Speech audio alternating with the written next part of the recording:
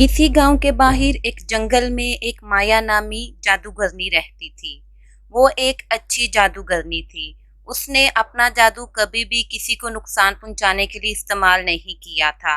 अगर उसे जरूरत पड़ती तो वो अपना जादू सिर्फ अच्छे कामों के लिए ही इस्तेमाल करती थी। माया दिखने में बहुत भयानक लगती थी।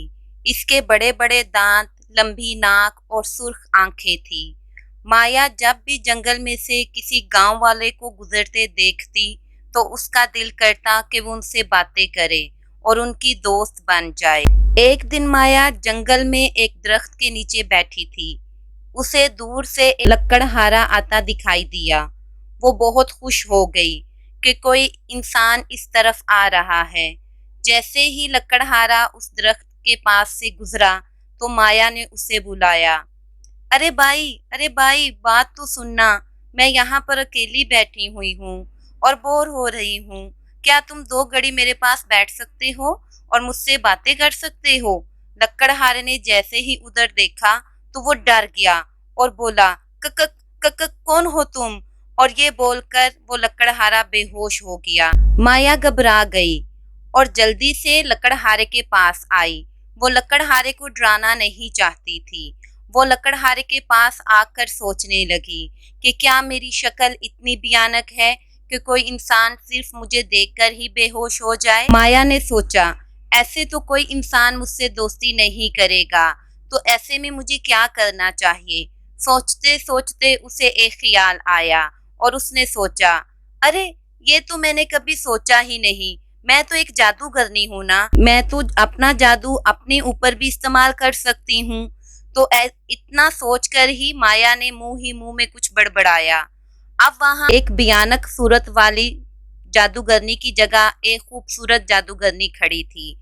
माया ने सोचा, मैं अपनी शक्ल का तो कुछ नहीं कर सकती, लेकिन मैं अपने जादू को इस्तेमाल करके अपनी शक्ल को खूबसूरत बना सकती हूँ ताकि कोई इंसान मुझसे ना डरे और मुझसे आसानी के साथ दोस्ती कर ले। जादूगरनी ने कुछ पढ़कर लकड़हारे पर फूंका तो वो भी होश में आ गया और खुद जादूगरनी गायब हो गई। लकड़हारे ने ना इधर देखा ना उधर देखा और सर पर पांव रखकर गांव की तरफ भाग गया।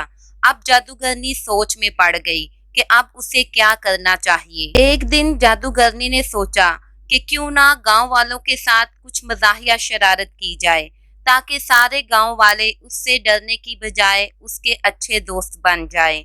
उसने अपनी जादुई कड़ाही में एक खास चाय बनाई जिसे पीने से लोगों की आवाजें तब्दील हो जाती थीं। वो अपनी जादुई चाय लेकर गांव में आ गई। अब वो एक खूबसूरत औरत की शक्ल में गांव में आई थी, तो इस वजह से गांव के लोग उससे डर नहीं रहे थे। गांव में एक मशहूर चाय खाना था जहां लोग हर वक्त चाय पीने आते थे। जादूगरनी ने वहां जाकर चाय वाले से कहा, अरे ओ चाय वाले भाई, मैं तुम्हारे चाय खाने के लिए एक खास चाय लाई हूँ, इसे अपने ग्राहकों को पिलाओ, वो बहुत खुश होंगे। चाय वाले ने सोचा, अरे ये तो एक खास चाय है जो मेरे ग्राहकों को बहुत पसंद आएगी, तो इसने वो चाय लोगों को पिला दी। सबने चाय पीनी शुरू की और जादूगरनी एक कोने में छुपकर देखने लगी। पहले शख्स ने जैसे ही चाय पी इसकी आवाज एक बिल्ली की तरह हो गई। जब भी वो बोलने लगता तो उसके मुंह से मियाऊ मियाऊ मियाऊ की आवाज आने लगती। दूसरे शख्स ने चाय पी तो उसकी आवाज एक कुत्ते की तरह हो गई और वो बू बू करने लगा।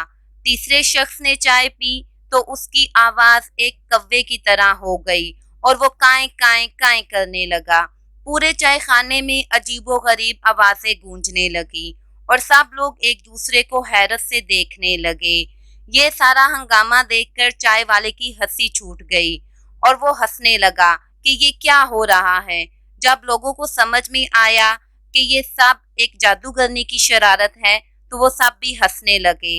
अब उन्हें समझ में आ गया था कि ये जादूगरनी हमें नुकसान नहीं पहुंचाएगी, बल्कि ये तो एक अच्छी जादूगरनी है और ये हमारे साथ दोस्ती करना चाहती है, तो हम भी इसके अब दोस्त बन जाएंगे।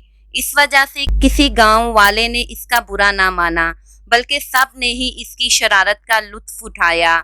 इतने में एक बूढ़ी औरत उस जादूगरनी के पास गई। औरत ने जादूगरनी के पास जाकर कहा, कि बी जादूगरनी, अब हमें हमारी असली आवाज वापस कर दो।